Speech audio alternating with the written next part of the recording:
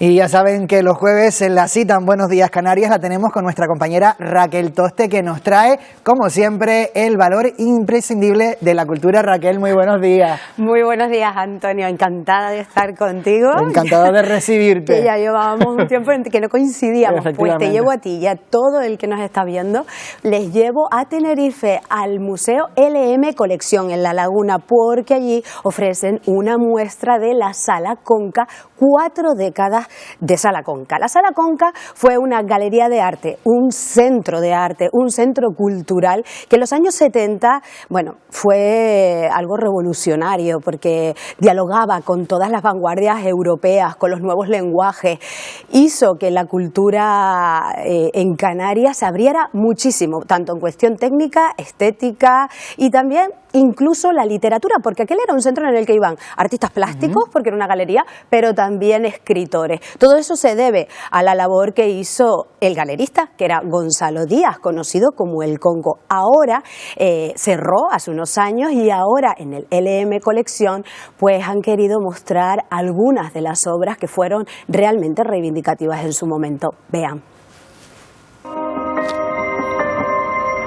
Colección Conca, 4 décadas de arte en Canarias, es una exposición que se enmarca dentro de una de las líneas fundamentales de investigación del museo, de LM Arte Colección, en torno al coleccionismo, especialmente el coleccionismo privado.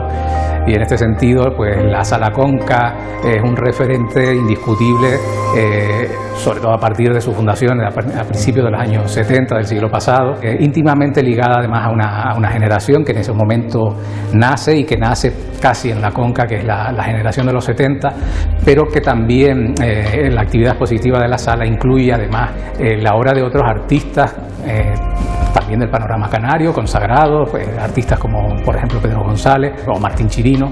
La Sala Conca además, justo en ese momento, finales de la dictadura, supone una bocanada de aire fresco, en tanto que la propuesta que suele desarrollar en sus salas suele tener un tono muchas veces irreverente, atrevido, y además interesante también porque integra, por ejemplo, una mirada en torno al diseño muy interesante, la presencia abundante de muchas creadoras, de muchas mujeres artistas en esa época, en los 70, los 80.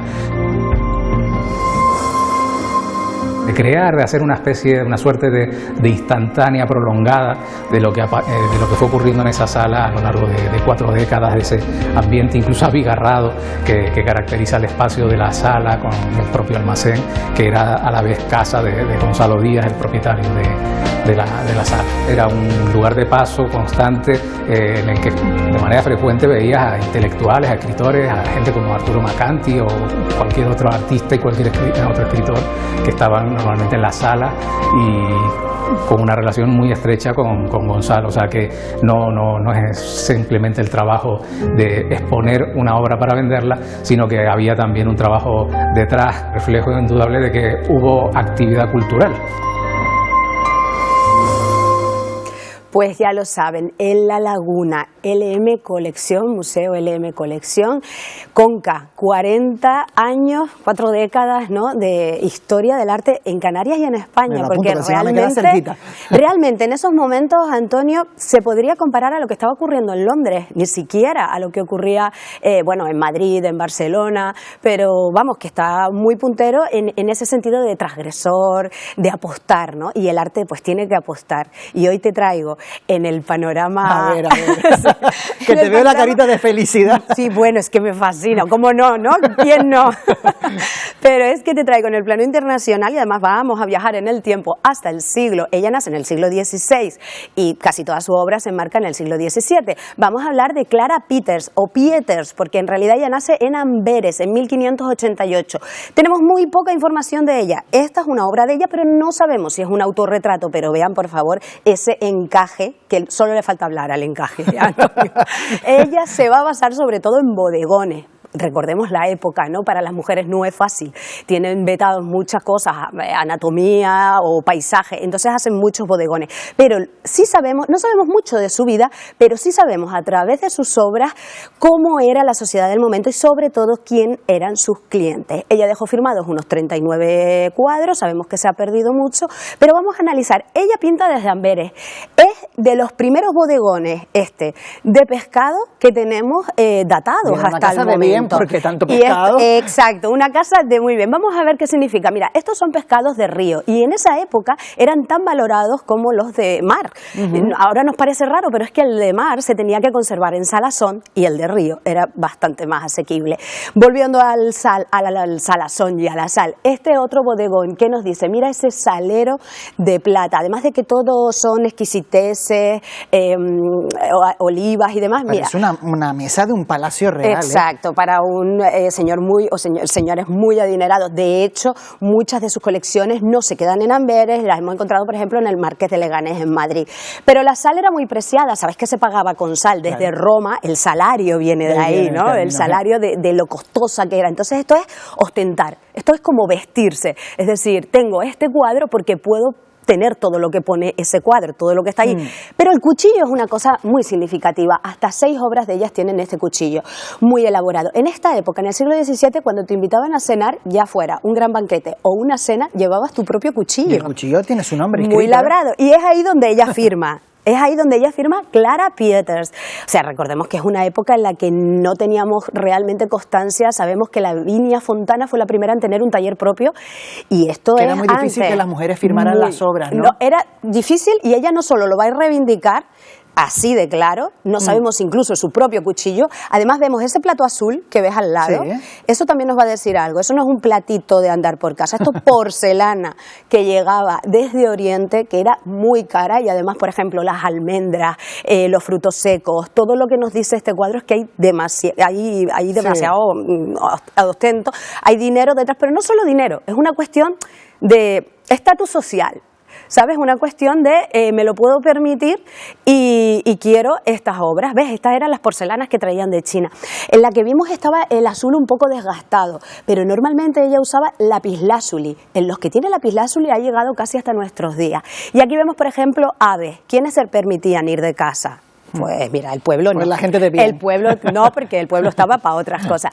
Estas, por ejemplo, estas conchas sabemos que son africanas. Es que aquí todo detalle cuenta, es decir, se traían desde África, todos son exportaciones. Luego a mí me fascina, ¿sabes ese mantel que parece que algo se va a caer? Sí. Y está siempre en el filo. Sí. Y ahora lo más increíble, no solo le bastaba confirmar las obras bien claras y en el centro, sino que aquí tenemos hasta, mira, 1, 2, 3, 4, 5 retratos, autorretratos. Esa es ella en el reflejo que se pinta como una señora de la época muy bien vestida, pero además no le bastó eso, hace una reivindicación que vamos a ver siglos mucho más tarde, y es que se reivindica en el reflejo de las jarras o de los cáliz como esta, un montón de veces también, aquí contamos como unas 6 o más, pero es que aquí incluso con la paleta de pintora, aquí la vemos, y sus pinceles. Como artista. Como profesional. O sea, no solamente era el paso ya importante de firmar con su nombre como mujer, sino que incluso fue más allá y dijo, aquí estoy yo. Exacto. Y me plasmo yo en imagen en mis propias obras. ¿Tú te imaginas en el siglo XVII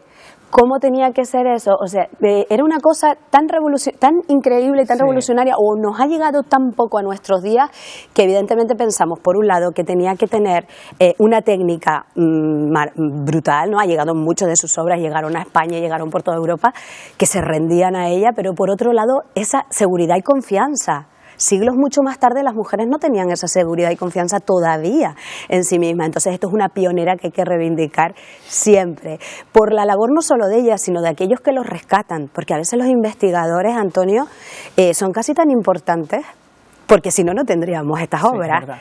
Y por eso este fin de semana en el Canarias Escultura, que tú te das cuenta que yo no doy una puntada sin hilo, que yo todo lo hilvano, vamos a tener a una investigadora a la que yo le debo muchísimo, porque me abrió los ojos. Aquí la tenemos, Alicia Llarena.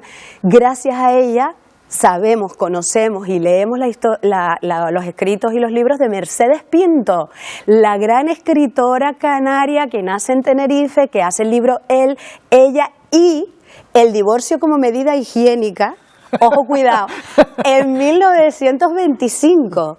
Esto fue una conferencia que ella da en Madrid, en una jornada sanitaria, y propone el divorcio como medida higiénica porque su marido era maltratador, además era paranoico, y ella decía, oye, cuando la familia corre peligro, como medida higiénica sanitaria, tiene que aprobarse el divorcio. Bueno, el divorcio no se aprobó hasta el 80, a ella le costó irse, se tuvo que ir a Uruguay después de ese discurso, porque estábamos en plena dictadura de Primo de Rivera. Tremendo. Una mujer, una pionera, ella hace luego el libro Él, que adapta Buñuel, la película, y que le fascinaba a Hitchcock. O sea, para que veas el nivel de Mercedes Pinto, que casi nos la perdemos. Mil gracias siempre, Alicia Llarena, que nos va a contar cómo ella, a partir de que descubre un ejemplar, empieza a seguir investigando, y hoy tenemos hasta cuentos de esa gran escritora, sabemos lo que hizo, su vida fue fascinante, otra pionera. Así que no se lo pueden perder, porque les esperamos el domingo, como sabes, a partir de las 10 de la mañana en el Canarias Escultura. Bueno, pues tomamos buena nota de esa cita que ya prácticamente todos sabemos, y si no, pues que lo apunten en casa para que no se lo pierdan, porque este fin de semana hay tiempo para el carnaval, pero también para la cultura. Pero hay que ir bien desayunados, se desayunan también con nosotros, un poquito de cultura, que les va a encantar, y ya luego bailar. Pues bueno, Raquel, muchas gracias, como siempre, buen día.